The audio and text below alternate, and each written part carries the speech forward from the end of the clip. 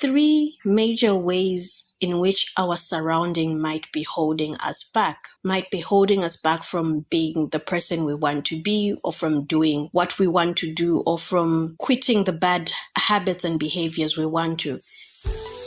Welcome to Reclamation, the podcast where conversations meet practical insights, guiding you through the maze of behavioral science to empower better public health outcomes. With a passion for bridging the gap between medicine, psychology, and sociology, Tabo brings a unique perspective to every episode. Get ready to reclaim your understanding of health and behavior. This is Reclamation. Welcome back to another episode of Reclamation. So, for somebody like me living with a chronic disease such as HIV, that means I have to take my medication every single day for life. And that can be a bit hard to do because it's not a normal thing. It's not everybody who's taking medication every day. It's not a natural way of life. So it's something that you have to be deliberate about doing in order to stay healthy and stay fit. So when I actually decided I wanted to get serious with doing this life thing, I went into a deep dive to figure out how I was going to ensure I take my medication every day. So I actually checked out the definitions of a habit and of behavior, because if you're like me, I even till date, I still use these words interchangeably. Is that a word? Yeah, I still use both of them the same way. So I found that the definition of a habit is the impulse to do a behavior with little or no conscious thought. So I was like, okay, so this is what I actually need to do in order for me to make sure I'm always taking my medication, because I'm going to be taking it for life.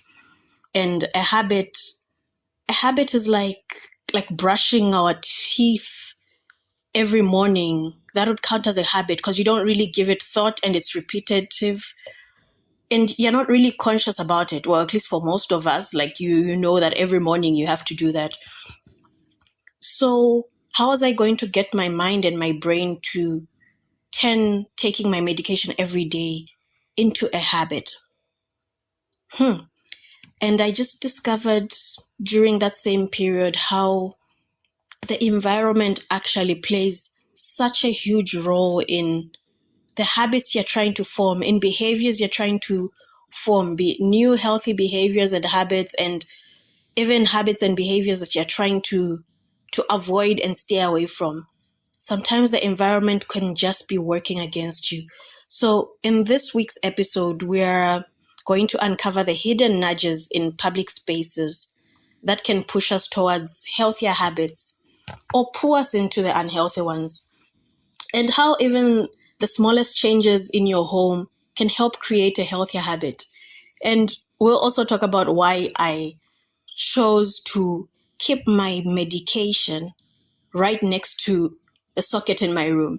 So because you've already figured out from the last episode, willpower is never enough. There's so many things we want to do, but willpower is just never enough. If you haven't from the last episode, please go back, listen to the episode, and then you can continue with this one. So in the 1950s and 60s, scientists believed that addiction was all about the drug itself. They thought morphine was just a siren that caused people and people can't stay away and resist. So they set up these little tiny rat condos, or individual cages rather, each with a water dispenser containing morphine and other opioids. It was like a cocktail of drugs. And the rats had control over how much morphine they took because there was a lever connected to each rat and they could push it according to how much they wanted into their system. And obviously, the rats got addicted because they would always keep pushing the lever and infusing more of the drug cocktail into their bodies. So they slapped up the morphine water like their life depended on it. In the 1970s, though, Dr. Bruce Alexander, a Canadian psychologist, was like, hold up. He looked at the the lonely morphine-sipping rats and thought, something smells fishy here. Or maybe it was just the rat pellets. Anyway, he decided to create a rat paradise, a rat park. So Dr. Alexander and his team created a large, comfortable environment for multiple rats. This environment was spacious with toys, tunnels, and other forms of social and physical stimulation. Everything a rat's heart desired, I guess. And the researchers, Dr. Alexander's team, believed that this setting was a closer representation of a rat's natural habitat than the standard laboratory cages that were always used. Now here's the twist. 2 groups of rats were used in the experiment. One group lived in the standard lab cages, isolated from the other rats, while the other group lived in the enriched environment of Rat Park, the one with the rats' heart desires. Both groups of rats were given access to 2 water bottles, one containing a solution of plain water, and the other was containing a solution of the water mixed with the cocaine and the other opiates, the drug cocktail. The rats could choose which solution to drink on their own accord. And the rats living in the enriched environment of Rat Park consumed significantly less of the drug cocktail than the rats that lived in the standard lab cages. So Dr. Alexander's team concluded that social and environmental factors in Rat Park, such as the social interactions and mental stimulation, played a crucial role in reducing the rats' inclination to self-administer the drugged water. I think this shows just how much impact the environment has on addiction, on substance abuse, and even on human behavior in general. So our environment, obviously, unlike the environment created by Dr. Alexander, the rat haven he created, the rat park, is far from stress-free. Like, it's almost impossible to recreate the perfect world, the utopia, where there's socialization and every of your heart's desires. Worse still, as far as I can tell, we will, for the foreseeable future, be unable to create such a utopia for most people on Earth. So we really have to work with what we have in a way, or change what we can change. And that's what we're talking about today. I like to believe there are 3 major ways in which our surrounding might be holding us back. Might be holding us back from being the person we want to be, or from doing what we want to do, or from quitting the bad habits and behaviors we want to. And I think it's very important for anybody who is actually trying to develop a new habit to be wary of these 3 things. I think you being aware about them and knowing how to go about them is very important for you to achieve the goal that you're trying to when it comes to health behavior and behavior change. The first one being the environmental triggers. Like, what around you, what in your environment is encouraging that behavior that you want to get rid of, that behavior that is affecting your health or your mental well-being. Like, what about your environment? What about your living room? What about your bedroom? What about your workplace? What about your classroom or your school, or the paths you decide to take is actually enabling that? And that's something that we need to be really conscious of. It's like, what routes do you choose to take when you leave the office and head back home? Are you continuously using that exact same route which has that drive-through, and yet you're trying to avoid fast food, but you always end up after a very busy, exhausted work day right in front of the road that has a drive-through, and you pass there and make the same order every other day. So those are the small things in our environment that we don't really think of that might be actually enabling a habit you are trying to quit or to get rid of or to reduce on. So it's looking at your space, looking at the space in your home, looking at the spaces you spend your day at, looking at the places you choose to go to. How are they encouraging the behavior you're trying to achieve? How are they getting you closer to the version of the person you want to be? And how are they hindering that? And when you know that, you can actually try to do something within your power.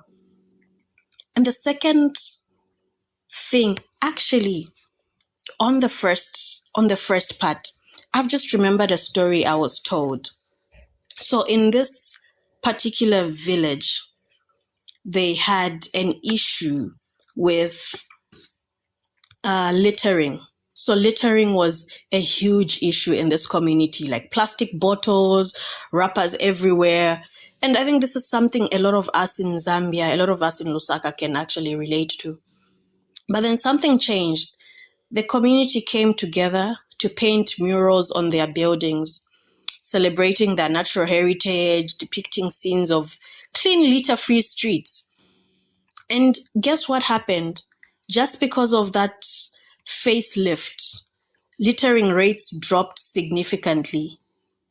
People started taking pride in their environment, keeping it clean for everyone to enjoy. So it was such a simple change as just the visual stimulation of the community, seeing how clean the buildings are looking and how attractive they are. And that was encouraging people to decide to also keep their streets clean and make sure that they actually place their plastic bottles and wrappers and the trash where it actually belongs. So that's a very small, it seems like a very small act, but you'd actually be surprised just how huge of a difference it makes in trying to get a group of people to behave in a certain way, or trying to get even you as an individual to behave in a certain way that you're actually trying to. The next point is the social norms and the peer pressure. Hey, guys, peer pressure isn't for teenagers only. A lot of times when we talk about peer pressure, we're thinking kids, we're thinking teenagers, adolescents, but peer pressure it's continuous. It's one constant through life. It's just that sometimes we deny just how much influence our peers, our friends, our family, our acquaintances have on us and the things we do. So social pressure really affects our choices. It's very hard to quit a habit when everybody around you is engaging in the same thing. It's very, very hard to stop taking a substance when the circle of friends you keep still indulge in that. It's possible. I'm not saying it's not possible. It is possible, but it's extremely hard, and you want to make your life easier if it's something you're trying to cut down on. So it's what about the social norms and peer influence? How are those affecting or holding you back? Like at gatherings, you're faced with peer pressure to drink alcohol, you're faced with peer pressure to smoke, but you have to be prepared for that peer pressure, I guess, and find an escape plan or find a way of going about it. Is it finding circles of friends who do not indulge, or limiting the amount of time you spend with specific people or around certain people? It could be you just making a plan of what you are going to do when you are in that environment. I know the one thing that is hard for a lot of us is dieting, especially during the festive season. Very few people will tell you that the festive season is when they gained the most weight, especially here where we really take that serious. Like December. December is the time when the most alcohol is consumed, the most food is consumed, and it's so hard to stick to a diet plan if you're on a diet plan and you're trying to reduce your calorie intake, or trying to avoid certain type of food. It's extremely hard. So it's you knowing to say this is going to happen. So what are we going to do about it? What is in my control? How can I go about it? Because now I know, because it's one thing to know, but then it's about what action am I going to take? Because I'm aware of the social norms and the peer influence and how they are affecting and standing in the way of me being this person that I see myself being. And the third point is availability and accessibility. So this point is actually interesting because it takes me back to the rat pack, our little rat avengers. So, a lot of studies have shown that with most human beings, when it comes to healthy behaviors, if you are actually given both options in equal amounts, like the healthy behavior and the unhealthy one, and none of them is forced on you and it's just all things equal, a lot of the times, majority of the people would opt for the healthier option, the healthier habit, the healthier behavior, the healthier action. So a lot of the times, the unhealthy habits that we indulge in, it's simply because you didn't have the healthier option pushed into your face as much as possible. So it's how often are you surrounding yourself with the healthy options? Like, are you in places where you can actually freely choose? Are all things equal? Or are you finding yourself in places where it's more convenient to have the unhealthy ones? Like the example I gave of using the route where there's a drive-through with fast food and you're actually trying to reduce on the fast food you're having. So that is accessibility and availability. Make it easier for yourself. Willpower is not enough. I keep repeating this. Willpower is not enough.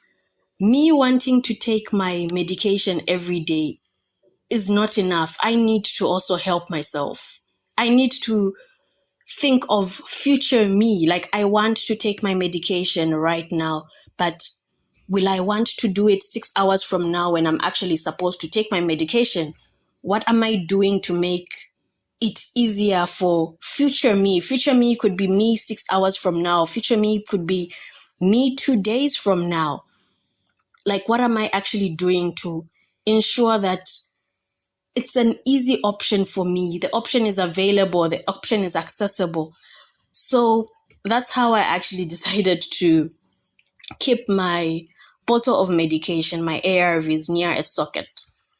So I have a socket that is right by the dresser. It's very conveniently placed. And the one thing that I discovered I am consistent with, charging my phones at night. I rarely forget to charge my phones at night because I want to wake up and have my phone's on 100%. I am assured that I'll be on my phone, I'll be online, I'll be able to communicate the whole day. And as we discussed in the first episode, the results of instant gratification, like behaviors that give you instant gratification, are easier to maintain. So with me charging my phone, it's so much easier because I know the results of that. I'm going to reap them the very next day because I'm going to have a fully charged phone. And I'm also going to know to say the repercussions of not actually putting it on the charger means I get to move around without a charged phone. I am not able to communicate with my husband, with the nanny at home, with friends and family. And it's extremely inconvenient. So that was always going to push me to want to put my phone on the charger. And I think it has now turned into, it's a habit. It's something I don't think of. Immediately it's time for bed, I get into the room. What I'm doing is connecting my phone onto the charger, the socket, and charging it. So I discovered that usually when you're trying to develop a new behavior and turn it into a habit, it's so much easier if you're piggy banking on a habit that you already have. So the putting my phone on the charger is an existing habit that I've been doing for a very long time. So in order for me to remember to take my medication every single evening, I decided I'm going to place my drugs right at the socket. So that way, I never really think about, I have to take my drugs. But once I get into the room and it's time for bed and I'm connecting my phone onto the charger, what I see is my drugs. Then automatically I'm like, oh yeah, I need to do this as well. And that's how I have ensured that I take my drugs every single evening. Every single evening. So if I do not charge my phone that night, the chances are very high that I've not taken my medication, unfortunately. But it's made my life so much easier. It's something that I've eventually turned into a habit, or close to a habit, I guess. So that is me trying to manipulate my environment. I made it accessible. I've made it available. I've made it right, making sure it's right in my eyes before bedtime. And I've used a habit that already exists, one that has immediate gratification and immediate repercussions if I don't do it. Because, I mean, if I left it all to just taking the medication, the repercussions of not taking the medication, I'm not going to see them within a week or within a month. That's the thing. So this has really worked for me. So I'm urging a lot of you to think of what in your environment is working against you being the person you want to be, and what is actually helping you. What can you take advantage of? How can you change your personal space to encourage that habit that you're trying to form, to maintain that habit? It's not enough to want to. The willpower and motivation is not enough. It's really not enough. So how are you helping yourself to actually continue being or working towards being that person or the version that you want to be when it comes to your health, when it comes to your well-being? So there's actually a second part to Dr. Alexander's experiment. The rats, remember them, the rat pack? So Dr. Alexander wasn't done. Like, remember the experiment? He had the rats in the lab cage and he had the others in the rat pack. So he wondered, can we unaddict the addicted ones, the addicted rats? So what he did is he went further and he took the rats which had been in the lab cages, the typical lab cages, the ones that had been on the morphine bender for weeks.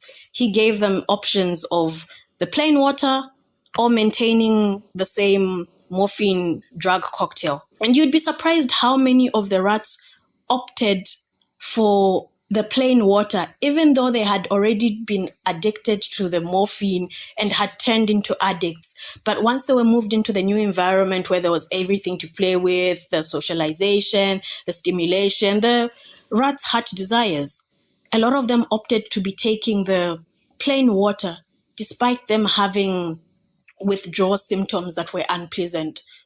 So again, this actually reinforces just how much of the environment actually plays a role in behavior, in both forming new behaviors and in getting rid of bad behaviors. So our environments actually matter a lot.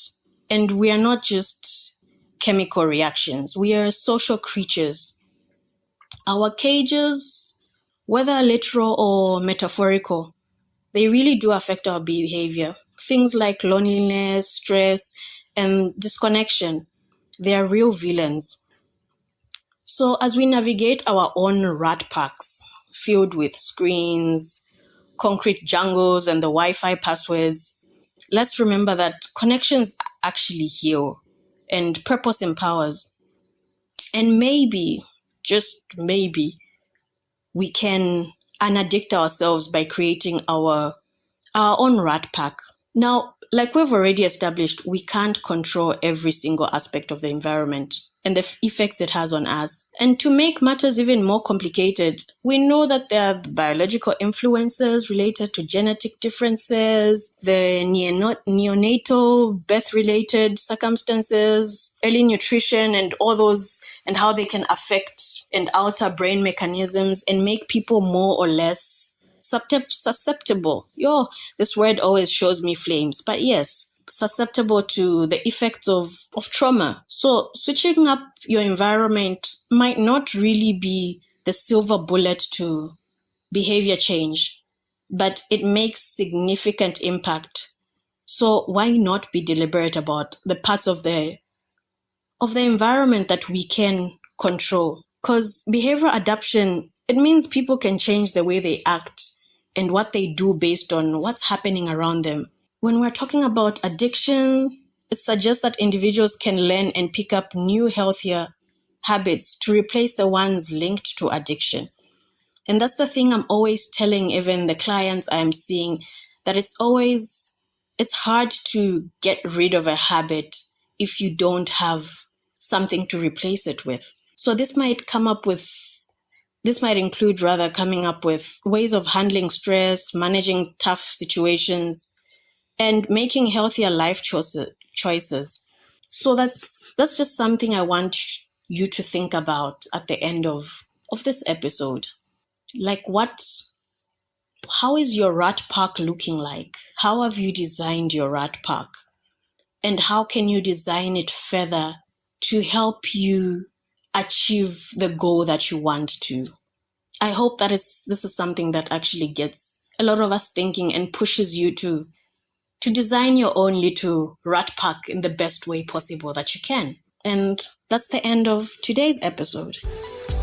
Thank you for joining me till the very end. In the world of behavioral science, every ending is just the beginning of something new. Please remember to subscribe, leave a comment, and stay tuned for more adventures in behavioral science as we continue our journey towards a healthier, more informed decision making. Until then, stay curious, stay vigilant, stay healthy. This is Tabo Lukato Hadunka signing off from Reclamation.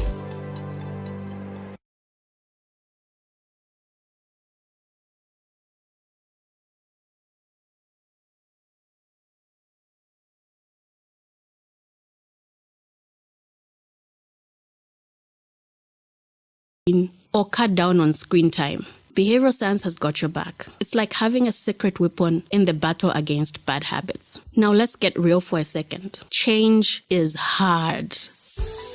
Welcome to Reclamation, the podcast where conversations meet practical insights, guiding you through the maze of behavioral science to empower better public health outcomes. With a passion for bridging the gap between medicine, psychology, and sociology, Tabo brings a unique perspective to every episode. Get ready to reclaim your understanding of health and behavior. This is Reclamation.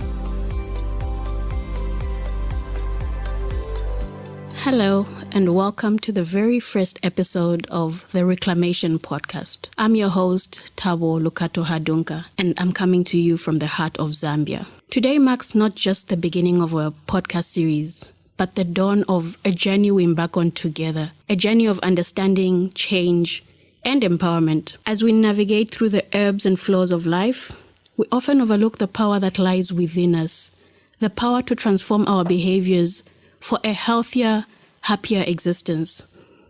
You see, this isn't just any podcast. This is a movement. It's a reclamation of our innate ability to shape our destinies through informed choices and deliberate actions. And I'm here to guide you through it all. Well, at least try to. But before we dive into the depths of behavioral science and its wonders, let me share a piece of my heart with you. For over 2 decades, I've been living with HIV, a journey that has taught me resilience, compassion, and most importantly, the significance of behavioral change. From taking my medication religiously to adopting a lifestyle that supports my well-being, every step has been a conscious choice. It's been a testament of how altering our behavior can indeed alter our lives. And that's pretty much what reclamation is about. It's about reclaiming control over our health by understanding why we do what we do and how we can actually do it better. It's about bridging the gap between knowledge and action, because it's one thing to have the knowledge, but to actually materialize what you know and turn it into action, yeah. So whether you're here seeking inspiration, knowledge, or just good old-fashioned company, I promise you this: you live with a spark to ignite change within yourself and within your community. In each episode, we'll unravel the mysteries of human behavior. We'll explore how motivation works, why systems and culture plays such a pivotal role in shaping us, and how we can harness the power of behavioral science to enhance our lives. But yeah, more than that, we'll share stories, obviously. Stories of triumphs, stories of trials, stories that resonate with each one of us on a personal level. Because at the end of the day, it's our stories that bind us together in this shared human experience, hey? Okay, back to my story. So over 20 years ago, life threw me a curveball that no one could have seen coming. I was diagnosed with HIV. And this was a time when the world whispered about it in hushed tones. The future seemed like a distant dream. But here I am, 2 decades later. Not just surviving, but I don't know, am I thriving? But yeah, thriving, I guess. And I owe it all to understanding and harnessing the power of behavior change. With a little humor and a lot of determination, I decided that HIV was going to be a part of my story, but not the whole narrative. But it wasn't just about popping pills and calling it a day. Nope. This was going to be a full-on lifestyle makeover. We're talking diet changes, goodbye late-night pizza runs, right? But yeah, we're still working on that. Exercise too, because it turns out sweating is actually good for you. And through it all, I learned that behavior change is less about willpower and more about strategy. Because, we have the willpower to do a lot of things, but we somehow still do not execute them. So it's like playing chess with your habits. You've got to think 3 moves ahead and be ready to pivot when life puts you in check. Now, let's talk stigma. If HIV were a person, it would be the most misunderstood character in the story of life. So I made it my mission to set the record straight. Not just for me, but for everybody else living with this virus. We're not victims, we're victors. And if anyone has a problem with that, well, they can kindly take several seats. But humor aside, advocating for HIV awareness became more than just a passion. It's become my purpose. And I won't lie to you. There are days when the weight of it all feels too heavy to bear. Days when the fear creeps in. But, these are also the days when I usually discover just how strong I really am. You see, living with HIV is not just about managing the virus.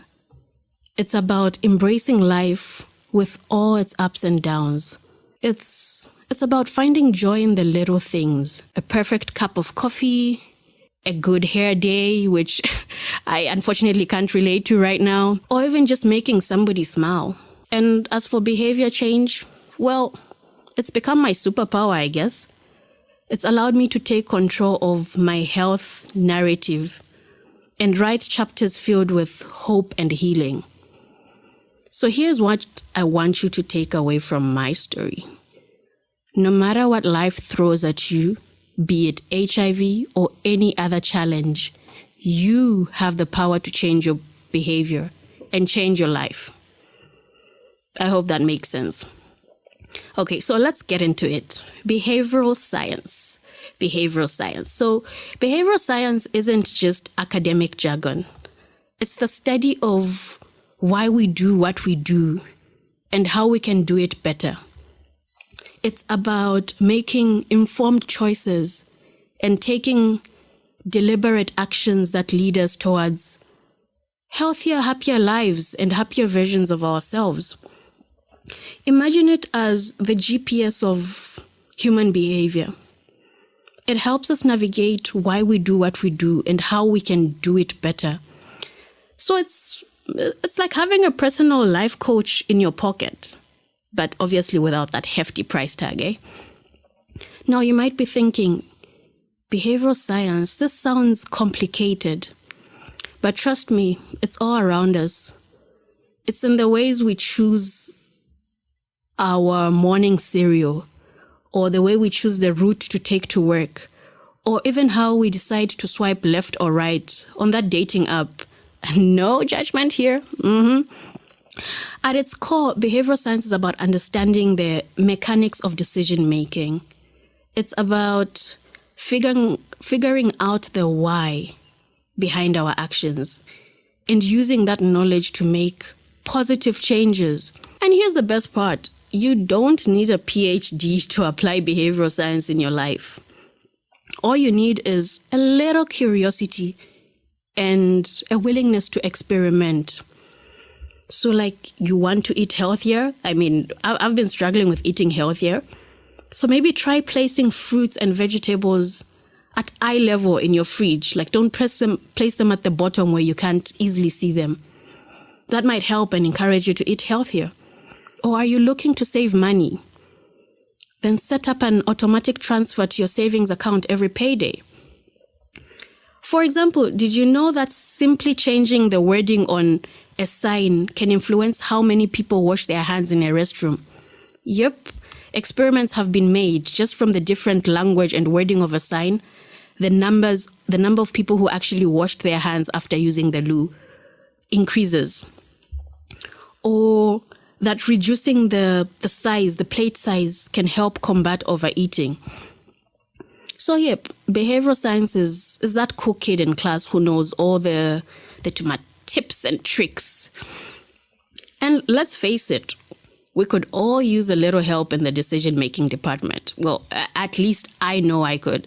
I mean, who hasn't stood in front of an open fridge on a lazy morning, wondering if that leftover pizza counts as a balanced breakfast because it has some vegetables sprinkled on it? So whether you're trying to stick to a workout routine or cut down on screen time, behavioral science has got your back. It's like having a secret weapon in the battle against bad habits. Now let's get real for a second. Change is hard.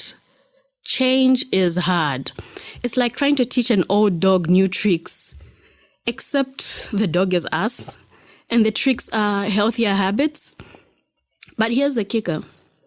Change is also possible, and not just winning the lottery possible or your Betway ticket passing possible. No, but actually happening every day possible.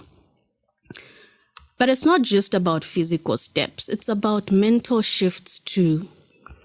It's about rewiring our brains to embrace new patterns and say goodbye to the old ones. And trust me, our brains are more flexible than we give them credit for.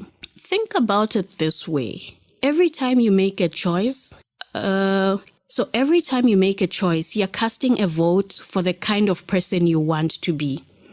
So, like, if you want to be someone who exercises regularly, every workout is a vote. So you're actually casting a vote towards that version of the person you want to be. And sure, there will be days when you slip up, when the vote goes to procrastination party or binge watching bonanza, because, I mean, I'd rather sit down in front of the screen than work out. But that's okay, because change isn't about perfection. It's about progress. Somebody told me that messy progress is okay.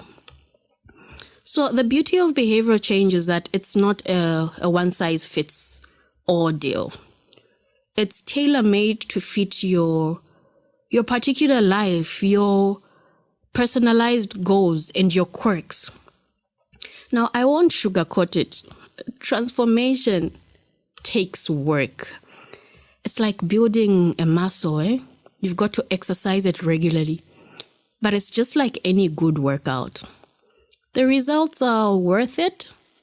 And I'm not just talking about the toned abs, though that would be really nice too. So yeah, in this podcast, we're going to explore all things behavior, from the way we tackle public health issues in Zambia to how we can transform our personal lives for the better. We'll delve into topics like mental health, holistic well-being, and yes, even how to make those pesky New Year's resolutions stick. Because, yeah, how many resolutions go just like that in the drain? So each episode will bring you insights from experts in the field, practical tips you can apply to your daily life, and personal anecdotes from yours truly. Because let's face it, sometimes you've got to hear it from someone who's been there, right? So why reclamation? Because that's exactly what this journey is about. It's about taking back what's ours, our agency over our health choices and our ability to shape our own narratives. It's about shedding the stigma and embracing science as our ally in the quest for well-being. And if you're wondering what makes me qualified to lead this change, well, aside from my professional credentials and personal experience with HIV, I'm someone who believes in the transformative power of hope and action. I have seen firsthand how small changes can lead to big results. So trust me, bro. So whether you're tuning in from Lusaka or listening from halfway across the world, know that this podcast is for you. It's for anyone who's ever wanted to make a change but didn't know where to start. It's for those who are curious about the science behind our habits, and for those who are ready to take control of their health journey. Now, when you think public health, you might picture white lab coats, serious faces. But let's start with malaria, for example, our not-so-friendly neighborhood mosquito-borne disease. We've all heard the sleep under a mosquito net a million times. But let's be real. For me, when it is hot in the middle of October, it is hot enough to fry an egg on the pavement. That mosquito net, it feels like a sauna. So how do we encourage use? Enter behavioral science. So by understanding what motivates people, like comfort during those hot, sweaty nights, we can design better interventions and not just keep making noise about use a mosquito net, let's end malaria.